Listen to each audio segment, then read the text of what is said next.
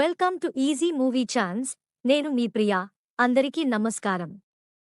ఈరోజు టాలీవుడ్ రౌండప్లో అల్లు అర్జున్ త్రివిక్రమ్ కాంబినేషన్లో వస్తున్న నెక్స్ట్ మూవీ అప్డేట్స్ గురించి మాట్లాడుకుందాం.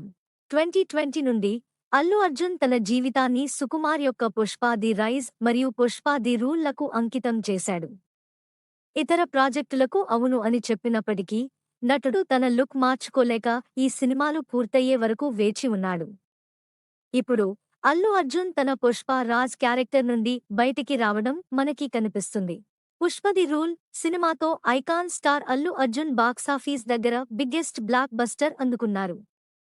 దీని తర్వాత త్రివిక్రమ్ శ్రీనివాస్ దర్శకత్వంలో సినిమా చేయనున్నారని ఇప్పటికే క్లారిటీ వచ్చేసింది. దీనికి సంబంధించిన సమాచారం కోసం అభిమానులు ఆసక్తిగా ఎదురు చూస్తున్నారు.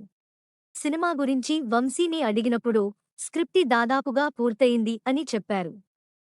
అల్లు అర్జున్ ఖాళీ అయిన తర్వాత ఈ సినిమాకు సంబంధించిన వర్కుషాప్ స్టార్ట్ అవుతుంది అని చెప్పారు. దీనికి అతను తన బాడీ లాంగ్వేజ్ మరియు తెలుగు యాసపై విస్తృతంగా పని చేయాల్సి ఉంటుంది అని చెప్పారు. అల్లు అర్జున్ కనీసం 3 నెలల వరకు వర్కుషాప్ చేయాల్సి ఉంటుంది అని చెప్పారు నిర్మాత నాగ వంశీ.